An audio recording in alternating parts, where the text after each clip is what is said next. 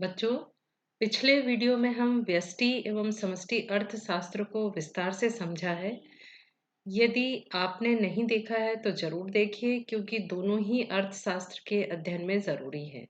दोनों वीडियो का लिंक मैंने डिस्क्रिप्शन बॉक्स में दिया है। आज इस वीडियो में हम व्यष्टि एवं समष्टि में संबंध एवं दोनों में क्या-क्या अंतर है, ये आज हम देखेंगे।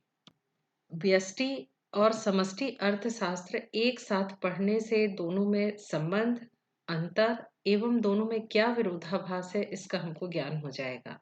यदि मैं आपसे कहूं कि ये व्यक्ति की आय का अध्ययन करना है, तो इसका क्षेत्र क्या होगा? अब तो आप भी बता सकते हैं। ये होगा हमारा व्यष्टि अर्थशास्त्र का अध्ययन क्षेत्र। यदि मैं कहूं कि हमारे देश की राष्ट्रीय आय निकालना है, तो ये राष्ट्रीय आय का आकलन करना है, ये समष्टि का क्षेत्र होगा। माइक्रो और मैक्रो में हम यदि स्पेलिंग में अंतर देखें, तो माइक्रो में MI है और मैक्रो में A दिया हुआ है ना। आई का मतलब ऐसे भी याद कर सकते हो, इंडिविजुअल मतलब व्यक्तिगत या छोटा क्षेत्र। जबकि मैक्रो का A शब्द है, इसको आप एग्रीगेट से भी याद रख सकते हैं, यानी सामूहिक। जब हम व्यक्तिगत का अध्ययन करते हैं तो ये होगा हमारा व्यष्टि अर्थशास्त्र, और जब बड़े क्षेत्र का अध्ययन करते हैं तो हमारा हो जाएगा समष्टि अर्थशास्त्र। यदि हम केवल ये टमाटर की कीमत पता करेंगे, ये होगा हमारा व्यष्टि। परंतु यदि पूरे देश की सब्जियों का भाव यदि हमें पता करना है, इसका विश्लेषण करना है, तो ये समष्टि अर्थशास्त्र का क्षेत्र होगा। यदि मैं केवल जयपुर के हवा महल की बात करूं तो ये व्यष्टि का क्षेत्र होगा। परंतु भारत में सभी दर्शनीय स्थल का आर्थिक विश्लेषण करेंगे तो ये हम समष्टि अर्थशास्त्र के अंतर्गत समझेंगे। मैंने इतने उदाहरण इसलिए एक साथ दिए और बताए, जिससे कि आप व्यष्टि और समष्टि के अंतर को समझ सके। अर्थशास्त्र वह विषय है जहां हम आर्थिक समस्याओं का अध्ययन करते हैं। व्यष्टि एवं समष्टि अर्थशास्त्र दो शाखाएं हैं जिनमें हम क्षेत्र के अनुसार अध्ययन करते हैं। अंतर से पहले हम ये समझने का प्रयास करते हैं कि व्यष्टि अर्थशास्त्र और समष्टि अर्थशास्त्र क्या दोनों एक दूसरे पर निर्भर हैं। ये प्रश्न भी परीक्षा में पूछा जाता है। व्यष्टि एवं समष्टि अर्थशास्त्र आर्थिक विश्लेषण की दो शाखाएं हैं। व्यष्टि एवं समष्टि आर्थिक विश्लेषण के क्षेत्र अलग अलग हैं। व्यष्टि का छोटा है, समष्टि का बड़ा है। किंतु कुछ आर्थिक समस्याएं ऐसी हैं जिसके विश्लेषण के लिए व्यष्टि एवं समष्टि अर्थशास्त्र दोनों की आवश्यकता होती है। दोनों प्रणाली में से कोई भी एक प्रणाली अपने आप में पूर्ण नहीं है। इसीलिए व्यष्टि एवं समष्टि अर्थशास्त्र को एक दूसरे का प्रतियोगी ना कहकर पूरक कहा जाता है। प्रोफेसर सैमुअलसन ने क्या कहा? वास्तव में सूक्ष्म अर्थशास्त्र, सूक्ष्म का मतलब है यहाँ पे व्यष्टि अर्थशास्त्र, व्यापक अर्थशास्त्र समष्टि अर्थशास्त्र। अक्सर हिंदी भाषी बच्चों को ये परेशानी आती है, कभी कभी ये भी पूछ लिया जाता है सूक्ष्म अर्थशास्त्र क्या है, व्यापक अर्थशास्त्र क्या है। तो आपको ये पता होना चाहिए कि सूक्ष्म अर्थशास्त्र का मतलब ही व्यष्टि है और व्यापक का मतलब यहाँ समष्टि है। वास्तव में सूक्ष्म अर्थशास्त्र तथा व्यापक अर्थशास्त्र के बीच कोई विरोध नहीं है। यदि आप इनमें से एक को समझते हैं और दूसरे के बारे में अनभिज्ञ रहते हैं, तो आप अर्ध शिक्षित हैं। यानी सैमुअलसन की ये परिभाषा से हमको ये पता चल रहा है कि हमको व्यष्टि भी जरूरी है और समष्टि भी जरूरी है। ऐसा नहीं है कि हम केवल एक पढ़ते हैं और दूसरी के बारे में हम नहीं पढ़ते, इसका मतलब है हमको पूरा ज्ञान नहीं है। तो हम कह सकते हैं कि प्रत्येक प्रणाली के अपने अलग अलग दोष एवं सीमाएं हैं। एक प्रणाली के दोष और दूसरी प्रणाली के, यदि एक प्रणाली में दोष है तो दूसरी प्रणाली से उसको दोष को दूर कर लिया जाता है।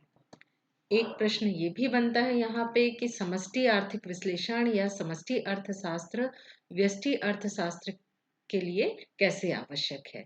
संपूर्ण अर्थव्यवस्था का अध्ययन करने के लिए, उसके संबंध में नीतियों का निर्माण करने के लिए हमें व्यक्तिगत इकाइयों का विश्लेषण करना पड़ता है। जब तक व्यक्तिगत इकाइयों के बारे में सही सही जानकारी प्राप्त नहीं होती, तब तक समष्टि आर्थिक विश्लेषण सही नहीं हो सकते। मतलब हमको समष्टि अर्थशास्त्र के लिए किसकी आवश्यकता है? व्यष्टि की। बिना व्यष्टि के हम समष्टि के सही निर्णय नहीं ले सकते। जब तक व्यक्तिगत इकाइयों की जानकारी प्राप्त नहीं होती, तब तक व्यापक स्तर पर आर्थिक निष्कर्ष नहीं निकाले जा सकते। जैसे राष्ट्रीय आय ज्ञात करने के लिए व्यक्तिगत इकाई की आय ज्ञात करना आवश्यक है। हम राष्ट्रीय आय कैसे निकालेंगे? राष्ट्रीय आय पूरे देश की जितनी जनता है, जितनी पॉपुलेशन है, उन सब व्यक्तियों की आय को जोड़कर ही हम राष्ट्रीय आय निकाल सकते हैं। इस प्रकार से हमने देखा कि समष्टि अर्थशास्त्र के लिए व्यष्टि आवश्यक है। व्यक्तिगत आर्थिक इकाइयों का योग ही अर्थव्यवस्था की आर्थिक क्रियाओं का निर्धारण करता है। जैसे उपभोग, बचत, विनियोग, रोजगार आदि का निर्धारण व्यक्तिगत आर्थिक क्रियाओं पर आधारित है। ऐसा तो है नहीं कि हम पूरे देश का उपभोग बता दें, पूरे देश में बता दिया हमने कि 1 लाख रुपए बचे हैं, तो ये 1 लाख रुपए पूरे देश की जनता के बचे हैं। जब तक हम देश की पूरी जनता का बचत का योग नहीं करेंगे, तब तक हम समष्टि का निर्णय, समष्टि का उत्तर हम बता ही नहीं सकते। तो इसका मतलब ये है कि हम ये कह सकते हैं कि समष्टि किस पर निर्भर है? व्यष्टि पर निर्भर है।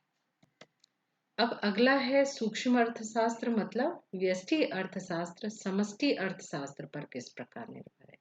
पिछले स्लाइड में हमने देखा कि समष्टि किस पर निर्भर थी? व्यष्टि पे। अब हम ये देख रहे हैं कि व्यष्टि समष्टि पर किस प्रकार निर्भर है। एक फर्म को अपनी वस्तु का कितना उत्पादन करें, इस बात को निर्धारित करते समय उसे अर्थव्यवस्था में कुल मांग, देश की आय व रोजगार की स्थिति आदि बातों का ध्यान में रखना पड़ता है। यदि मैं अपने देश के लिए, यदि मैं व्यष्टि अर्थशास्त्र के अंतर्गत यदि मैं अपना बताऊं कि मुझे कोई उद्योग स्थापित करना है और मैंने सोच लिया कि एक फोन की कंपनी खोलना चाहती हूँ, तो यदि मेरे देश की मांग जिस फोन की होगी, मैं उसी फोन का उत्पादन करूंगी। तो मैं तो व्यष्टि हूँ, मैं एक छोटा क्षेत्र हूँ, परंतु मैं जो नया उद्योग होगा वो किसको ध्यान में रख के खोलूंगी? जो मेरे देश में मांग होगी। यदि मैंने अपना कीपैड फोन वाला मैंने फैक्ट्री खोल ली, तो क्या उसकी डिमांड होगी? नहीं होगी। अब तो स्मार्टफोन और 5G फोन आने वाले हैं, तो मैं जो भी फोन की एक कंपनी खोलूंगी, तो वो किसको ध्यान में रख के खोलेंगे? हम देश की मांग को ध्यान में रख के खोलेंगे। कोई फर्म कितना माल विक्रय कर सकेगी, यह उत्पादित वस्तुओं की कीमत पर निर्भर नहीं करेगा, बल्कि समाज की क्रय शक्ति पर निर्भर करता है। कीमत उतनी इम्पोर्टेंट नहीं है। यदि देश की जनता के पास उतना पैसा है कि वो स्मार्टफोन खरीद सके, महंगा फोन खरीद सके, तो ये किस पर निर्भर करेगा? यानी व्यष्टि पर निर्भर नहीं है, ये किस पर निर्भर है? समष्टि पे। यदि पूरे समाज का, पूरे देश के पास पैसा ज्यादा है, उनकी क्रय शक्ति अधिक है, तो हम कितनी महंगी और कितनी ब्रांडेड चीजें भी बेच सकते हैं। एक फर्म अपने श्रमिकों को कितनी मजदूरी देगी, यह उस फर्म या उद्योग की श्रम की स्वयं की मांग पर निर्भर नहीं करता, वरन इस बात पर निर्भर करता है कि समस्त अर्थव्यवस्था में कुल मांग कितनी है। एक फर्म अकेले मजदूरी को डिसाइड नहीं करती। ये जो मजदूरी की दर है, ये देश में मजदूरी की कीमत, देश में मजदूरों की मांग कितनी है, देश में मजदूरों की पूर्ति कितनी है, इस बात पर देश की मजदूरों की दर निर्धारित होती है। यानी मजदूरी का निर्धारण भी समष्टि अर्थशास्त्र के अंतर्गत ही होता है। इस प्रकार हमने देखा कि व्यष्टि अर्थशास्त्र समष्टि पर निर्भर है और समष्टि अर्थशास्त्र किस पर निर्भर है? व्यष्टि। दोनों एक दूसरे के पूरक हैं, दोनों एक दूसरे के बिना अधूरे हैं। अब ये भी प्रश्न एक हो सकता है कि व्यष्टि अर्थशास्त्र बेहतर है कि समष्टि अर्थशास्त्र? कौन सा बेहतर है? व्यष्टि एवं समष्टि आर्थिक विश्लेषण की दो शाखाएं हैं। व्यष्टि एवं समष्टि आर्थिक विश्लेषण के क्षेत्र दोनों के अलग अलग हैं, किंतु कुछ समस्याएं आर्थिक ऐसी हैं जिनको व्यष्टि एवं समष्टि अर्थशास्त्र दोनों की आवश्यकता होती है।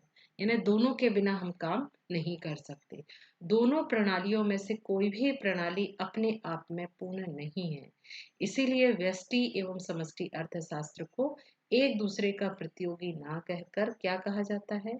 पूरक कहा जाता है। ये अभी पिछले स्लाइड में हमने देखा था, व्यष्टि किस पे निर्भर है? समष्टि पे। और समष्टि किस पे? व्यष्टि पे। यानी दोनों एक दूसरे के पूरक हैं। यह दोनों आर्थिक विश्लेषण एक दूसरे पर आश्रित हैं तथा एक के अभाव में दूसरे का विश्लेषण अधूरा रह जाएगा। तो हम ये नहीं कह सकते कि व्यष्टि अर्थशास्त्र ज़्यादा अच्छा है समष्टि से या समष्टि ज़्यादा अच्छा है व्यष्टि से। दोनों एक दूसरे के पूरक हैं। व्यष्टि अर्थशास्त्र और समष्टि अर्थशास्त्र में अंतर क्या है, ये भी हमारा जानना ज़रूरी है। सबसे पहला यदि हम विषय सामग्री देखें तो व्यष्टि अर्थशास्त्र में हम व्यक्तिगत आर्थिक इकाई का अध्ययन करते हैं। किसका अध्ययन करते हैं? व्यक्तिगत। जबकि समष्टि अर्थशास्त्र में हम संपूर्ण अर्थव्यवस्था को एक समग्र इकाई के रूप में अध्ययन करते हैं। यानी दूसरा अंतर हम अध्ययन क्षेत्र के आधार पर भी कर सकते हैं। व्यष्टि अर्थशास्त्र संपूर्ण अर्थव्यवस्था के एक अंश का, इसका क्षेत्र कैसा होता है? छोटा होता है। ये एक अंश का अध्ययन करता है। जबकि समष्टि अर्थशास्त्र समग्र का अध्ययन करता है। ये बड़े क्षेत्र का अध्ययन करता है। परिभाषा व्यष्टि अर्थशास्त्र का मुख्य यंत्र कीमत सिद्धांत है। समष्टि अर्थशास्त्र का मुख्य यंत्र राष्ट्रीय आय विश्लेषण है। ये प्रश्न वस्तुनिष्ठ में पूछा जाता है। उपयोगिता व्यष्टि अर्थशास्त्र केवल एक स्थान विशेष के लिए ही उपयोगी हो सकती है, जबकि समष्टि अर्थशास्त्र राष्ट्रीय और अंतर्राष्ट्रीय उपयोगिता है, क्योंकि इसमें हम बड़े क्षेत्र का अध्ययन करते हैं। समस्या व्यष्टि अर्थशास्त्र केवल व्यक्ति विशेष की समस्याओं का अध्ययन कर नीति की व्याख्या करता है, जबकि समष्टि अर्थशास्त्र संपूर्ण अर्थव्यवस्था की समस्याओं का विश्लेषण कर विश्वव्यापी नीतियों का निर्धारण करता है। इस प्रकार से आपने दोनों में समानता, दोनों में संबंध और दोनों में व्यष्टि और समष्टि में अंतर क्या है, ये भी हमने समझ लिया। आपको बार-बार मैं निवेदन करती हूँ कि आप नोट्स ज़रूर बनाइए। आपका फ़ोन अकेले से नहीं होने वाला। यदि आप अभी से नोट्स भी बनाते जाएँगे, तो आपको परीक्षा में सहायता मिलेगी। यदि आपको व्यष्टि और समष्टि में से संबंधित कोई भी प्रश्न है, यदि समझ में नहीं आया है, तो आप नीचे डिस्क्रिप्शन बॉक्स में आप प्रश्न पूछ सकते हैं। Thank you.